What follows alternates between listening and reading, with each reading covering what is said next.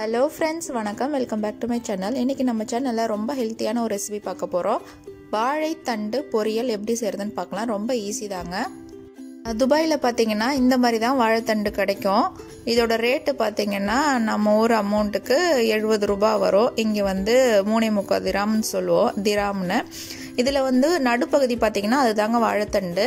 அதுக்கு மேல இந்த மாதிரி ஒரு பட்டை இருக்கும். ஒரு லைன் போட்டுட்டீங்கன்னா அதை ஈஸியா இந்த மாதிரி உரிச்சு எடுத்துடலாம். அதுக்கப்புறம் மேலே ஒரு சின்ன லேயர் லைன் இருக்கும், அதை இந்த மாதிரி பீல் பண்ணி எடுத்துடலாம். அதுக்கப்புறம் இந்த மாதிரி கட் பண்ணிக்கோங்க. சின்ன சின்ன ரவுண்டு பீஸாக கட் பண்ணிக்கோங்க. இதில் வந்து அந்த நார் இருக்கோ அதை நம்ம எடுத்துக்கலாம். மொத்தமாக கட் பண்ணிவிட்டு அப்புறம் கையால் சுற்றி நம்ம எடுத்துடலாம். இதில் ஏதாவது மிஸ் ஆனால் கூட கடைசியாக நம்ம வந்து ஒரு குச்சி வச்சு சுற்றும் போது நம்மளுக்கு வந்துடும். இந்த மாதிரி அழகாக நீங்கள் எடுத்துருங்க. இது ரொம்ப ஈஸிங்க. வாழைத்தண்டை பொறுத்தும் இந்த நார் வந்து அதிகமாகிறதும் கம்மியாகிறதும் மாறும். இந்த வாழைத்தண்டில் வந்து நார் ரொம்ப கம்மியாக இருக்குங்க. பக்கத்துலேயே ஒரு பாத்திரத்தில் தண்ணி வச்சுக்கோங்க. ஏன்னா வாழைத்தண்டை அப்படி கட் பண்ணி உடனே தண்ணியில் போட்டுறணும், இல்லைனா கருத்து போயிடும். போட்டுட்டு நல்லா அலசி விட்டுடுங்க. அலசனதுக்கு அப்புறமா நம்ம இந்த மாதிரி அடுக்கி வச்சுக்கோங்க. ஒரு 6 பீஸா இல்லை 8 பீஸா உங்களுக்கு எத்தனை பீஸ் வைக்கணும்னு தோணுதோ அத்தனை பீஸை வச்சு கட் பண்ணிக்கோங்க. இந்த மாதிரி அழகாக கட் பண்ணிக்கோங்க சின்ன சின்ன பீசஸாக. இதை மறுபடியும் உடனே தண்ணியில் போட்டுடணும். புது தண்ணியில் போட்டுடுங்க, இல்லைனா கருத்துரும். போட்டுட்டு இந்த மாதிரி நான் ஸ்கீவர்ஸ் யூஸ் பண்ணுறேன். நம்ம வீட்டில் என்ன குச்சி இருக்கோ அதை யூஸ் பண்ணிக்கோங்க.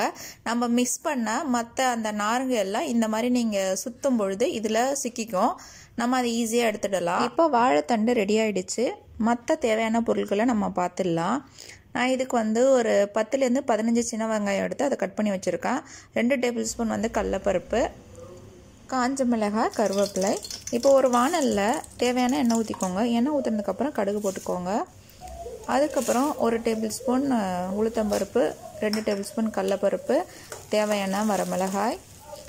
உங்களுக்கு பச்சை மிளகாய் வேணும்னா நீங்கள் பச்சை மிளகாய் போட்டுக்கலாம்.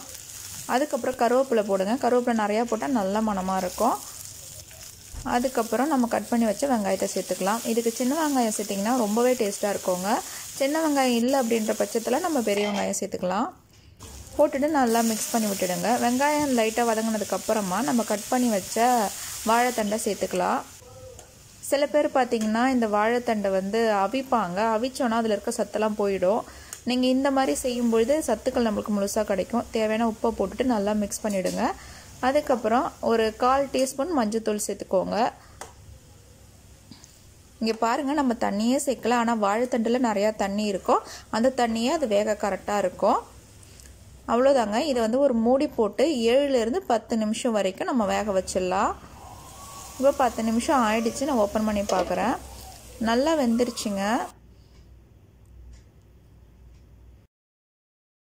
இந்த வாழைத்தண்டு பார்த்திங்கன்னா சாம்பார், ரசம், காரக்குழம்பு, தயிர் எல்லாத்துக்குமே ஒரு பெஸ்ட் சைட் டிஷ்ஷாக இருக்குங்க. இந்த மாதிரி இன்ட்ரெஸ்டிங்கான வீடியோஸ் வேணும் அப்படின்னா நம்ம சேனலை சப்ஸ்கிரைப் பண்ணிக்கோங்க. அவ்வளோதான் ஃப்ரெண்ட்ஸ், அருமையான வாழைத்தண்டு பொரியல் தயார். தேங்க்ஸ் ஃபார் வாட்சிங்.